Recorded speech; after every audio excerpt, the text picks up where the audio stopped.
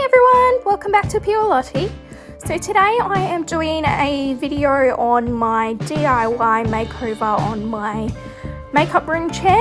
So I've been looking for a replacement chair for a while now and I haven't found anything I liked, so I decided to make my own. So here is the before photos. So we've basically just removed the cushion. I painted it and then we put it back together. And I do have a extra cushion on top now as well, just so it's a little bit more comfortable. And I have also ordered a chair cover, which I haven't received as yet because of all the delays at the moment. So when I do receive that, I will add it on if I think it matches my makeup room. So here we're just sanding the chair down so that the paint will stick to it. I did just use a matte black paint. It was a bit of a leftover paint from the interior walls of the house, so it was just something we had in the shed, and I didn't have any paint brushes and we can't go to the shops at the moment during the isolation, so I made use of what I had and used a sponge instead. So enjoy this video, and if you like this, please make sure you hit the like button down below and don't forget to subscribe and change the notifications to all so you don't miss any of my future videos.